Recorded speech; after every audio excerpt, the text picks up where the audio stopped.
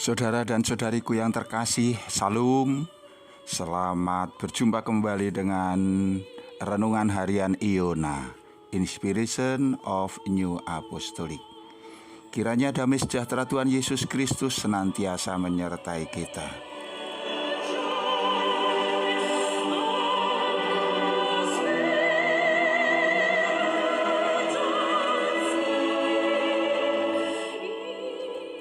Saudaraku yang terkasih, kita akan mengambil dasar firman untuk renungan kita dari kitab Markus 10 ayat 26 sampai dengan 27. Mereka makin gempar dan berkata seorang kepada yang lain, "Jika demikian, siapakah yang dapat diselamatkan?" Yesus memandang mereka dan berkata, "Bagi manusia hal itu tidak mungkin, tetapi bukan demikian bagi Allah. Sebab segala sesuatu adalah mungkin bagi Allah."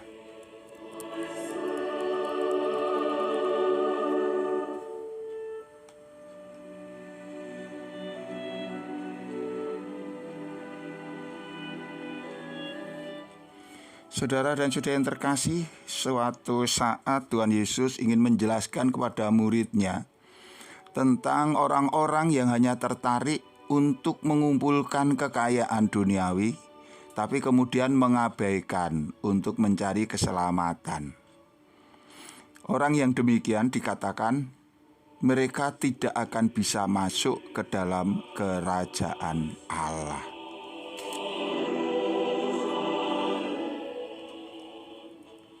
Di kalangan orang-orang Yahudi yang saleh, mereka menilai bahwa kekayaan jasmani itu dianggap sebagai sebuah berkat dari Allah.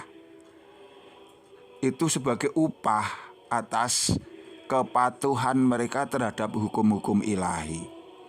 Mereka menganggap bahwa kebaikan-kebaikan yang sudah mereka lakukan dengan mentaati hukum-hukum Musa itu kemudian diberkati oleh Allah dalam bentuk kekayaan, dalam bentuk kesehatan, dalam bentuk kemenangan di dalam peperangan dan lain sebagainya. Jadi mereka menganggap Tuhan mengupah mereka atas kebaikan-kebaikan yang mereka lakukan. Oleh karena itu, orang yang datang kepada Yesus dan yang telah selalu merasa mengakui hukum Tuhan, mereka punya alasan-alasan yang sah untuk mengharapkan hidup yang kekal. Sebagaimana seorang pemuda yang datang kepada Tuhan Yesus, dia adalah orang yang baik, seorang pemimpin yang saleh. Kalau kita membaca di dalam kitab suci, maka di sana dikatakan bahwa dia sebenarnya memiliki niat yang serius untuk dapat memperoleh kerajaan Allah. Dikatakan di dalam Markus 10 mulai ayat 17. Pada waktu Yesus berangkat untuk meneruskan perjalanannya, datanglah seorang berlari-lari mendapatkan dia. Dan sambil bertelut di hadapannya, ia bertanya, "Guru yang baik, apa yang harus kuperbuat untuk memperoleh hidup yang kekal?" Saudaraku, betapa mulia hati pemuda ini. Ia mendapati Yesus, menjumpai Yesus dengan semangat yang luar biasa. Dikatakan di dalam Alkitab, ia berlari-lari. Ini menunjukkan bahwa dia tidak sembarangan, melainkan dengan penuh semangat, perjuangan untuk dapat berjumpa dengan Yesus. Ya, bahkan kalau kita melihat pada ayat berikutnya, dia bertelut di hadapan Tuhan. Dia berlutut, merendahkan diri. Ini sungguh sesuatu yang luar biasa. Sebuah motivasi untuk meraih sebuah keinginan, cita-cita yang baik, yaitu kerajaan Allah, didahului dengan semangat, keyakinan, niatan yang baik, tetapi juga sikap yang rendah hati. Di bagian yang lain juga dia menyatakan bahwa ia telah mematuhi hukum Musa dengan sangat baik sejak masa mudanya. Tentu saja ia tidak sedang membual, tidak berbohong, karena Tuhan Yesus mengetahui semuanya. Perihal hukum Musa yang mengatakan jangan membunuh, jangan berzina, jangan mencuri, jangan mengurangi hak orang, hormatilah ayah dan ibumu. Ia mengatakan, Guru, semuanya itu telah kuturuti sejak masa mudaku. Tuhan mendengarkan dan Tuhan tidak membantah, karena tentu saja Tuhan tahu apa yang ia katakan adalah jujur adanya. Dan kemudian Tuhan mengatakan, hanya satu lagi kekuranganmu. Pergilah, jualah apa yang kau miliki dan berikanlah itu kepada orang-orang miskin. Maka engkau akan beroleh harta di surga. Kemudian datanglah kemari dan ikutlah aku. Iya, sebuah capaian prestasi yang luar biasa. Kini tinggal satu langkah lagi. Orang akan dapat memiliki kerajaan surga. Tapi pemuda itu tidak mampu memenuhinya. Ia memandang kepada hartanya yang banyak. Ia merasa jerih lelahnya selama ini untuk mengumpulkan itu semua akan lenyap. Ia merasa bahwa ia akan jatuh miskin, sehingga dia pun tidak bisa memenuhi apa yang menjadi perintah Tuhan. Ia mengundurkan diri dari hadapan Allah dengan kecewa.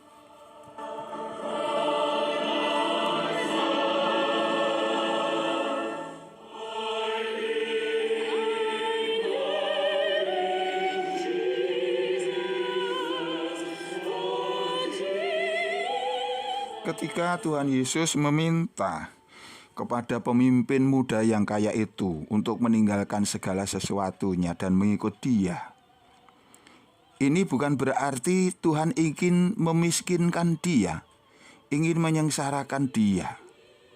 Di sini Tuhan Yesus menginginkan agar pemuda itu menyerahkan dirinya kepada Dia. Tuhan mengharapkan dia untuk memiliki iman yang sempurna, yaitu iman yang mencakup pengandalan kepada firman-Nya, kepada kasih-Nya, dan kepada kuasa-Nya. Ya, kini menjadi jelas, saudara dan saudara yang terkasih, tidak seorang pun dapat masuk ke dalam kerajaan Allah tanpa dibersihkan secara sempurna. Allah lah yang mengaruniakan kemurahan yang sempurna itu hanya kepada orang-orang yang percaya, yang mau bertobat dengan tulus, yang tanpa lelah berjuang melawan dosa. Mereka yang bertekad untuk menebus kerusakan-kerusakan atau kerugian-kerugian yang telah mereka timbulkan oleh karena perbuatan mereka yang salah, perbuatan mereka yang dosa. Misalnya, untuk siap merukunkan diri dengan semua orang.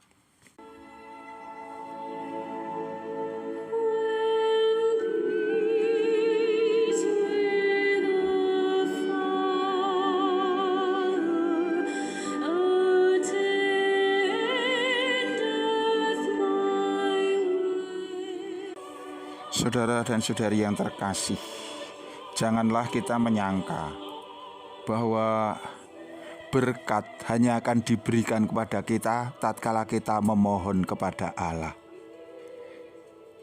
Janganlah menyangka bahwa berkat adalah sebuah kewajiban yang harus dipenuhi oleh Allah atas kebaikan-kebaikan yang sudah kita lakukan.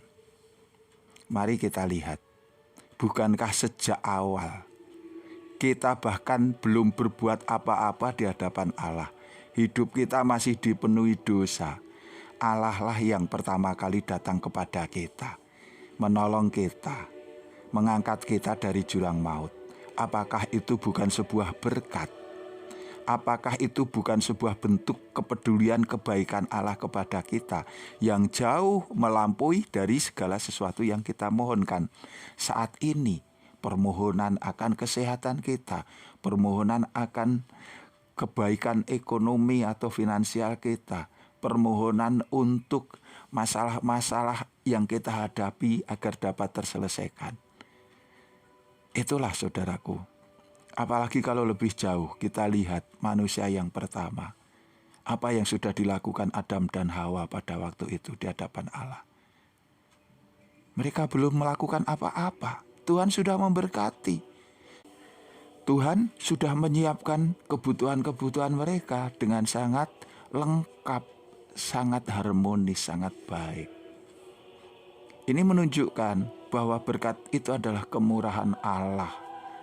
Tanpa kita menuntut, tanpa kita menganggap layak diri kita untuk menerima berkat, Tuhan sudah memberkati kita. Jangan sampai keliru kita beribadah, datang ke gereja dengan motivasi berkat, berkat, dan berkat. Memang itu adalah motivasi yang baik. Tapi prioritasnya hendaklah yang kita dahulukan adalah keinginan kita untuk menyelaraskan hidup kita dengan Tuhan. Kerinduan kita akan kemurahan-kemurahan Allah. Keinginan kita untuk mempersembahkan puji-pujian, untuk mempersembahkan kurban kita. Itulah yang utama dari sebuah tujuan ibadah. Sedangkan berkat, percayalah, tidak usah kita banyak memohon pun itu akan dikaruniakan.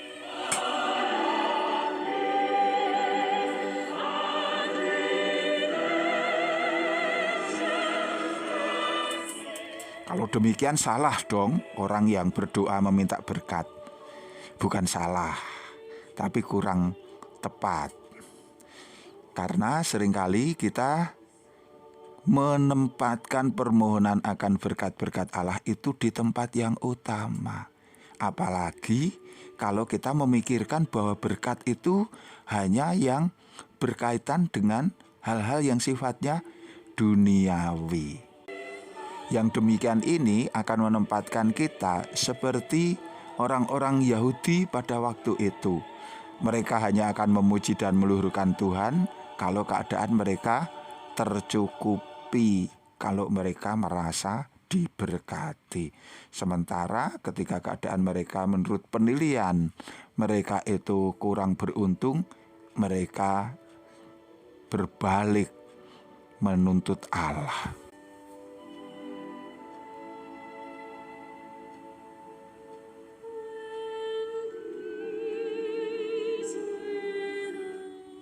Jadi saudara dan saudari yang terkasih, iman yang sempurna adalah iman yang mengandalkan diri kepada Allah dengan tulus. Kita tidak ingin untuk menuntut apapun di hadapan Allah dengan dua alasan. Yang pertama, karena kita tidak memiliki prestasi apa-apa di hadapan Allah, yang kemudian kita merasa Allah berkewajiban untuk memberkati kita. Yang kedua, sesungguhnya yang terjadi adalah Allah telah memberkati kita setiap saat. Mungkin kita saja yang kurang bersyukur. Jadilah anak Allah yang mengerti kehendak Tuhan dan mampu menempatkan diri di bawah kehendaknya yang kudus dengan penuh ucapan syukur. Amin.